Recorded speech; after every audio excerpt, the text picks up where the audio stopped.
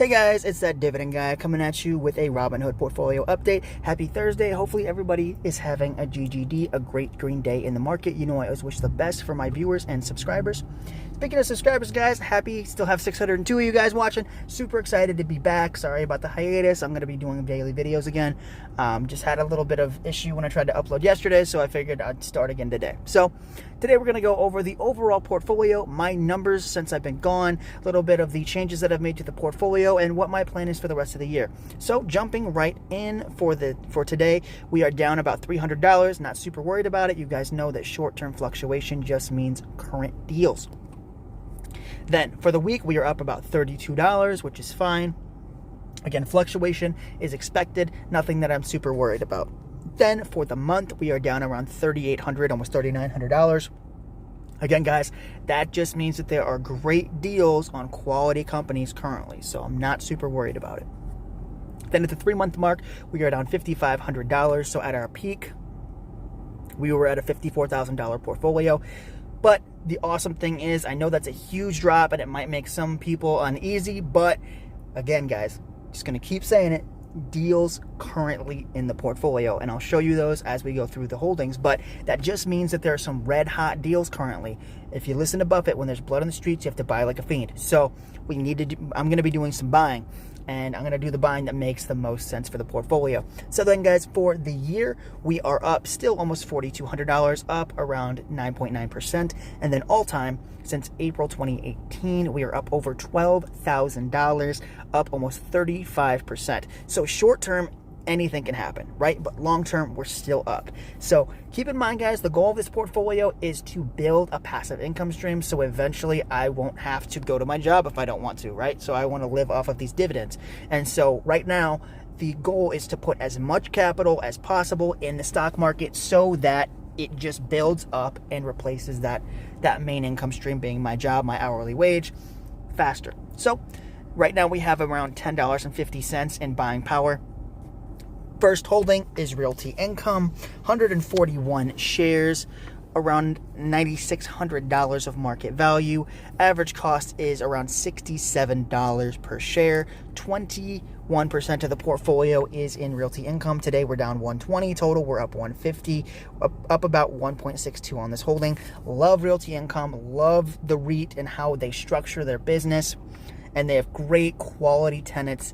And that is why I love them so much. They're one of the biggest positions in the portfolio, and when it makes sense, I will keep allocating capital. But currently, as you guys saw, it's at $67, still a little over my average cost, so I need it to dip just a little bit more to add to this dividend aristocrat.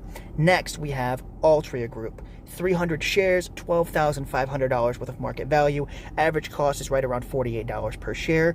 27% of the portfolio is in Altria. Today we're up $3. Total we're down $1,700, down 12%. Not worried about it, just a great buying opportunity, but I'm not buying it currently because it's paying next month. So if I allocated more capital to this position, it wouldn't pay me more next month. So that's the goal, guys. I want to add more, allocate more capital, so I get paid the following month. So currently I'm down, not worried about it though. Have nice cash flow coming from Altria. $270 will be coming to me on January 11th, and that will be put towards the AT&T investment. Next, we've got Coca-Cola. We only have one share. It's a pretty new position, and it hasn't really gone below my average cost up until like 2 or 3 days ago. One share, $62.91 for market value. Average cost is $66 a share. 0.13% of the portfolio is in Coca-Cola, up 18 cents today. Total down $3, down 5%. A nice dividend of 44 cents per share. Of course, I only have one share. But guys, this will be a juggernaut in the future for the portfolio. Love Coca-Cola, drink one every single day. It's my habit drink. Love the brand, love what it stands for. It stands for people being happy all over the world, and that sense of mind is what I really want to invest in, that knowing that Coca-Cola equals happiness around the world. So Coca-Cola will be a juggernaut in the future for the portfolio. Next, we've got ABBV. This is the biggest and best performing company that I have in the entire portfolio. 85 shares, $13K in this stock, around $87 per share, 28% 28% of the portfolio is in ABBV. Today we're down $83. Total, we're up $5,600, up 75.5% on ABBV. Guys, love this company. This is one of those that I bought. I felt like I bought it below market value, and now I feel like the market is finally seeing the value that this company really does bring to the table. And since I bought it so undervalued, I cannot bring myself to buy anymore. So when I originally bought it, the dividend was around $1.07, I believe. Now it's $1.41. So I'm cool with just stacking those dividends as they grow throughout the years. I'm all good with that. Next is AT&T. So I added AT&T because ABBV, of course, is super overvalued according to my average cost. So I added AT&T. I did not want the Time Warner spinoff with Discovery. Didn't interest me at all. Didn't pay a dividend. Even if it grows a bunch, I don't care. I don't want a streaming service in the portfolio that does not pay a dividend. So Disney might be in the portfolio in the future if it brings the dividend back, and if I think, the CEO and whatnot, everything that's going on with Disney, once that clears up, I might consider adding it, but currently it doesn't interest me. So that's why I added AT&T. I added it after all the merger, the dividend cut, all of that. I waited. Got 52 shares currently, around $1,100 of market value. Average cost is right around $19.50 a share. Only 2.3% of the portfolio is in AT&T. Total, we're down $208, which is its old dividend, actually. Total, we're up $71, up 7%. This, guys, is just an alternative to ABBV. Pays the same month. Was a great value where I felt I bought it. Still, I feel like it is a good value, and it will take a while for the market to really understand what AT&T brings to the table as a pure telecom play. And I'm just like I did with ABBV, I'm going to take advantage as much as I can while I feel like the price is undervalued. So currently, guys, it's at around $21. So this is why it was so hard for me. So AT&T originally was worth $30 before they bought Warner, right? Warner Discovery and before it was just Time Warner and DirecTV. So once they bought DirecTV, that added cash flow. Nothing really happened with the stock. Then when they bought Time Warner before they were bought were worth $43 a share. So together with the AT&T infrastructure, with the telecom, the Latin America segment, and the advertising that they do, together, like, the stock price should have been around $70. It stayed around $30. So I thought that was a really good value. But once they spun it off, I didn't know how that was going to affect the stock. So I wanted to wait until that was done, until the dividend was taken out.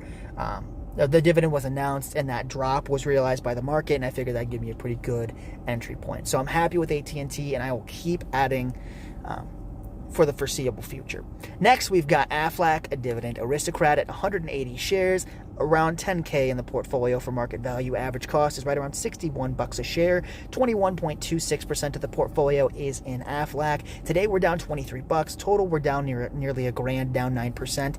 Not worried at all. Gives me a great cost basis, a huge drop in share price, but it's still a phenomenal company. I think it's been misjudged a bit by the market, and I do want to add capital to this position. They're a phenomenal dividend aristocrat. They've got like 37 years of dividend growth, a really good payout ratio at around, I think, like 35 to 40%. So this is one that I will be allocating capital to aggressively, especially if it stays below my average cost. Now, remember what I said, guys.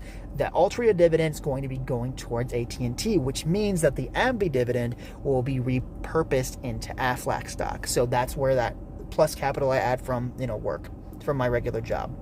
Next, we've got Walgreens. This is a screaming buy for my portfolio right now. 15 shares, around $570 of market value. Average cost is $43.18.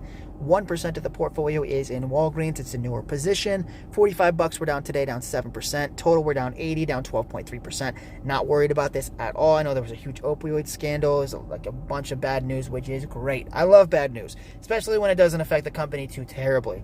It doesn't stop them from paying a dividend. It doesn't mean that they can't sell, do their retail stuff. It doesn't mean they can't do their pharmacy stuff. It's going to be a small blip on the radar.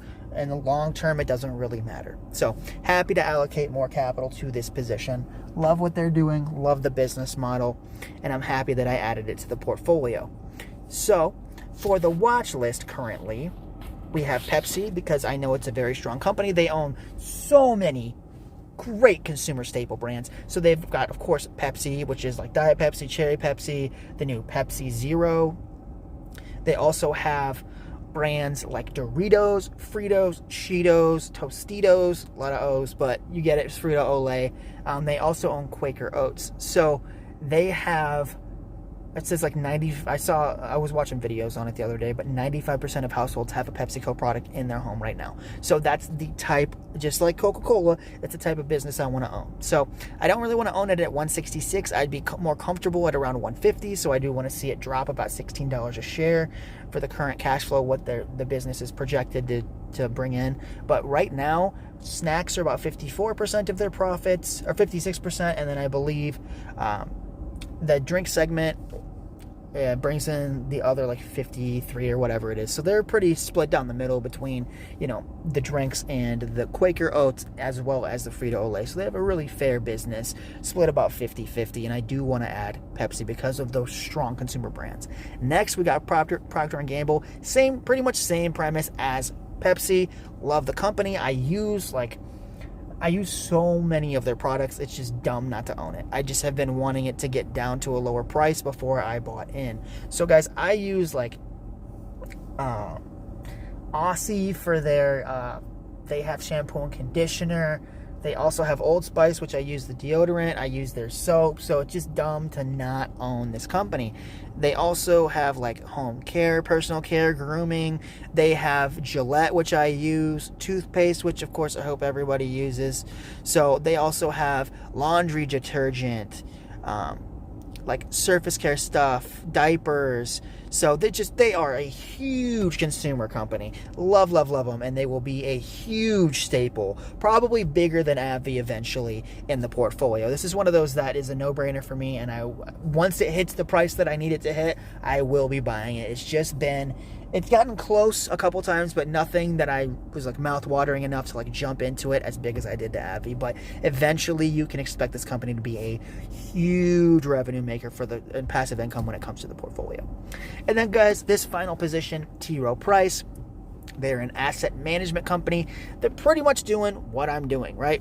They're investing in retirement for thousands and thousands of people. They have over $1 trillion worth of assets under management, and so that's why I'm excited to add them. They're a great business model. They charge by assets under management, not by a number of transactional fees. Most of the people here are long-term investors. That's the mindset here. They are a dividend aristocrat. They have paid their dividend for I think like 37 years and continuously. And the last few dividend increases have been double-digit dividend increases. So right now they pay $1.20, which is great. It's just like the ABBV mindset is I'll buy them now and just literally just hold them for as long as I can. So this is one of those sit and watch grow kind of companies.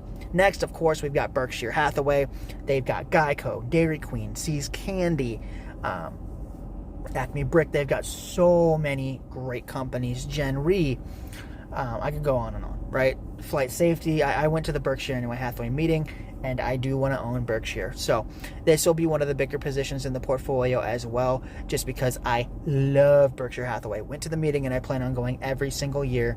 It's one of the happiest, one of the things that made me as happy as I've ever been in my life. So love Berkshire. So that will be even though it doesn't bring in any passive income because it does not pay a dividend, I'm willing to overlook that for the Oracle of Omaha. I'm a huge Warren Buffett fan, and I will love to own Berkshire eventually. So guys, that wraps it up.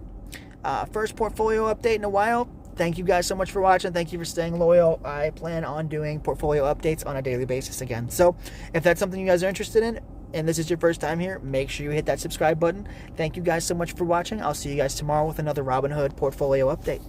Take care, guys.